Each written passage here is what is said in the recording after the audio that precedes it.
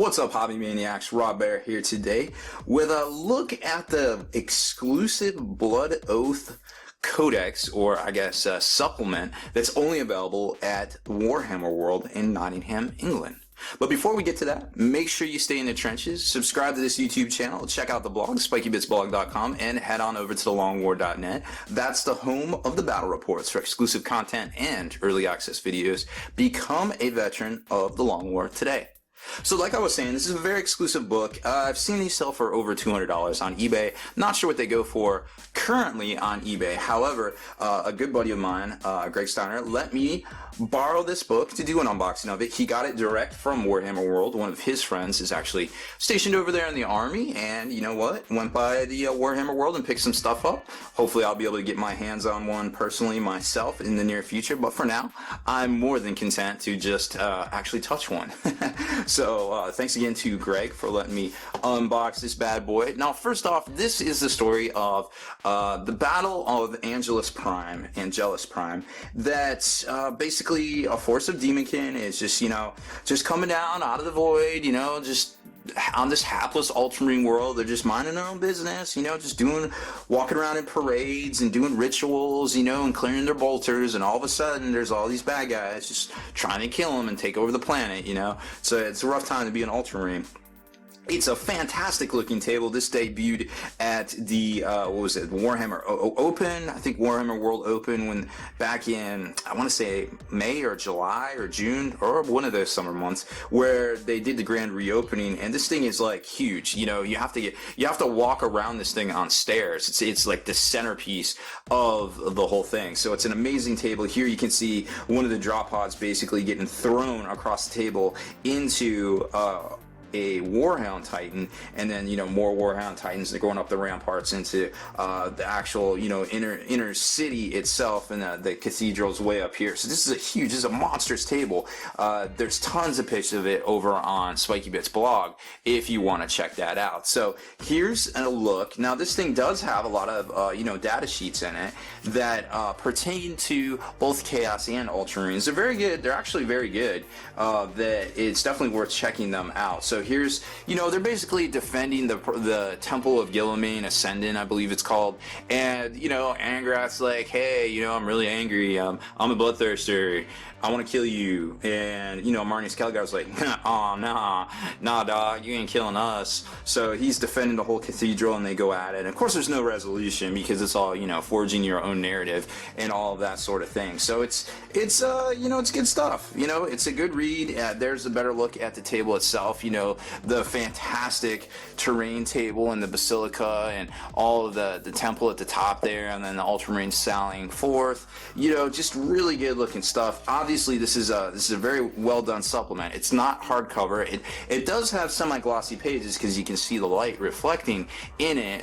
It's the only way to get a really good kind of look, light it up here in the studio for you.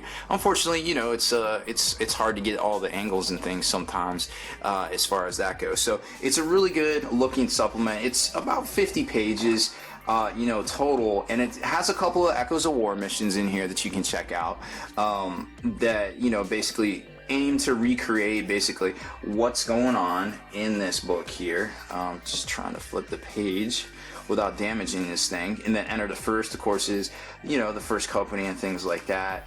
Echoes of War, A Clash of Gods. There's the Marneus versus the Angrath, the big mono fight, and there they are battling outside of the gate to the cathedral, and you can see where they used some of the pieces from the Toxicrene, some of the Wounded Terminators. I mean, there's so much stuff going on. You can definitely tell that they painted this thing in a hurry.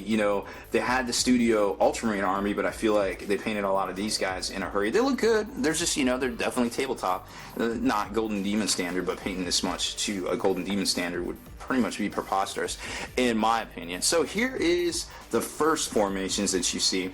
If you haven't heard of the Spear of Sicarius already, It's a great formation. Unfortunately, you have to take it a specific way right here, but it's still good. They get to assault as soon as they land. However, the drawback is that it's about 2,500 points. Then you got the Ultramarine First Company, which is another great formation there. You have to field it a very particular way, however, but that aside, it's still a great formation. You got the Peregrines of the Imperium, friendly units with the armies of Imperium, which is a ton of them out there. Within 6 inches of any of this formation have the Stubborn special rule, very good. Veterans Doctrine, when activating either the Devastator, Assault, or Tactical Doctrines, part of the normal Codex space range, formations may reroll their failed to hit rolls in shooting and assault phases of that turn. So still very powerful. And of course, the Spirit Sicarius, the Fiery Arrival, all units from this formation must start the game embarked upon their drop pods, one of the reasons it's so costly. And they arrive on Deep Strike Reserve at the start of the controlling player's first turn. Drop pods in this formation do not count towards the number of models that arrive normally from the drop pod assault rule.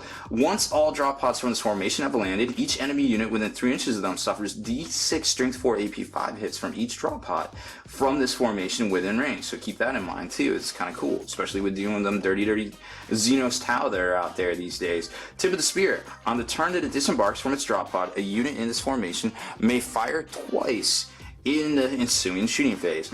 If a unit from this formation chooses not to fire twice in the turn it disembarks, and it does not fire any rapid or heavy fire weapons, it can charge in the assault phase instead. I know what the majority of things in this formation is going to do, you know what I mean? Following up on that, you've got the Anvil of the Emperor special formation here. Obviously, it's locked into being a certain way.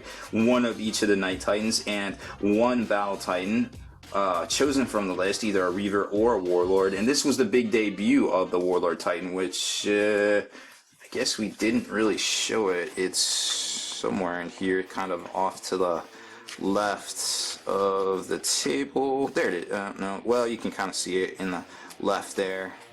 One of these, there it is. So here's the overview, and there he is right there. That was the big debut of the Warlord Titan, basically getting shown off in I believe it was June. We'll go with June. I'm going to say June. So the special rules of this one: Adamantite Hunters. When playing missions with the reserve special rule, all this formation's Imperial Knights must be held in reserves after the first game turn. Whenever this formation's Reaver Titan does not move in the movement phase, the Imperial Knights from this formation can arrive automatically from reserve. Roll a d6 on a 1 to 2.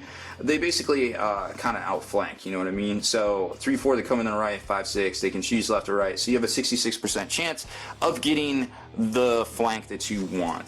Murderous Crossfire. When an Imperial Knight from this formation makes a shooting attack against a target that the formation's Battle Titan has already fired upon in the same shooting phase, the Knight's ranged weapons have the Ignore Cover and Twin Link special rules. So let me tell you what, there is some really good Knights right here that definitely could benefit from that, you know what I mean? So moving on, the Emperor's Hand Strike Force. Obviously the Grey Knights. I mean, you got demons, so you gotta have Grey Knights, right? I feel like that's hand in hand. Another formation that is fielded a certain way: a Brother Captain, a Brotherhood Champion, 3 Strike Squads, 3 Terminator Squads, 2 Interceptors, 2 Purgatation, 4 Nemesis Dread Knights, a Paladin, and 2 Purifiers. Say that 10 times fast. I don't even know anybody that has that many models, but still, that is a lot of stuff to be fielded. But if you do it, you've got Divine Intervention when playing missions with the Reserve Special Rule. All the units in formation must begin the game in Deep Strike Reserve. When making reserve rolls, a single roll for the entire formation is made, which you can choose to re-roll. On a successful reserves roll, all of the units from this formation arrive from reserve. Psychic Strike Force. As long as the formation's Brother Captain is alive, all units that successfully harness warp charge points do so on a 3-up when taking psychic tests. So that's definitely helpful. A Rite of Banishment. Enemy units with a demon special rule that are within 6 inches of any of this formation count their invulnerable save as being 1 point worse than normal. Hey, that's pretty good for a freebie, because remember, you can still cast things that do this as well from the Grey Knights. This is cumulative with any other modifiers to the enemy unit's invulnerable save, and can even cause the unit to lose its invulnerable save completely. Obviously, they're talking about other things that you can do psychic power wise with the Grey Knights. Now, getting over to the good guys, I mean, the Forces of Chaos, they're just flying through space, through the void. They just came on this planet. They just want to hang out. They just want to party. And the Ultramarines are getting all like uptight. They don't want to share all the cool stuff on Angelus Prime. So they're just like, hey, we just do what we do. So first off, the Bloodied Horde is an interesting formation. It's just another specific formation. If you field it out, it's around 700 points. 8 units of Bloodletters, 2 Blood Crushers, and 2 Skull Cannons. The Bloodied Horde are unleashed. Now, they do have Rage, so that's always nice. You get the extra bonus attacks. All units in this formation must begin the game in Deep Strike Reserve. When making a reserve, same as before, you get to re-roll and then make one single roll for the whole formation.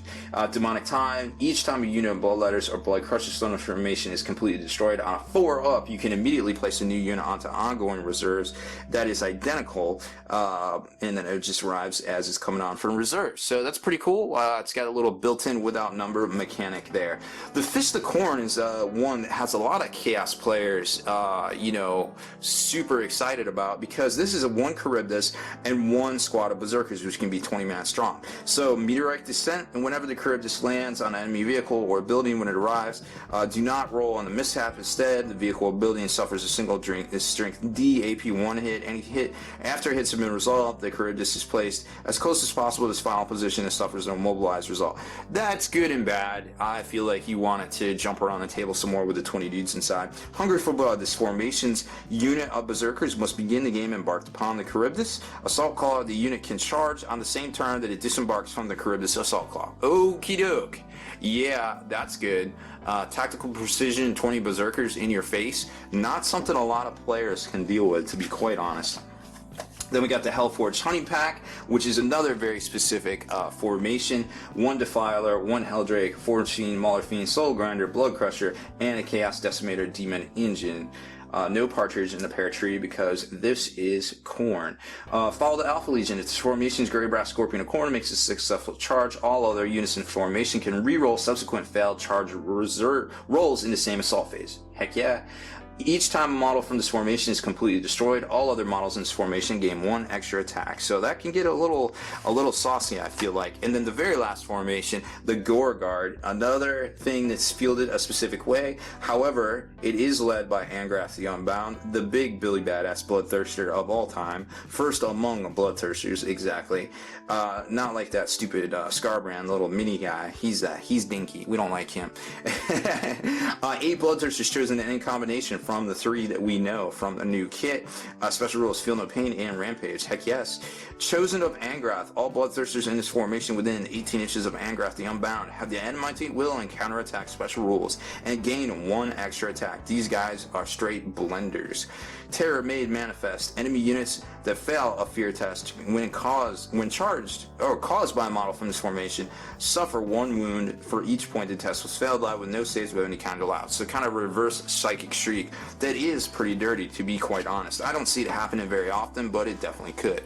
And there's the Grey Knights holding the line, the last line of defense, running up the gates to the actual inner city. Very cool, very stoic, very Grey Knighty.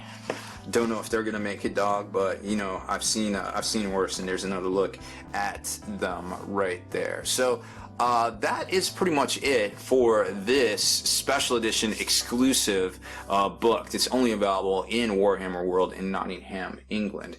I hope you enjoyed my unboxing and review of it. Deleted scenes, bonus content, and all the interviews and post-game wrap-up videos can be located in the Hall of Veterans on thelongwar.net.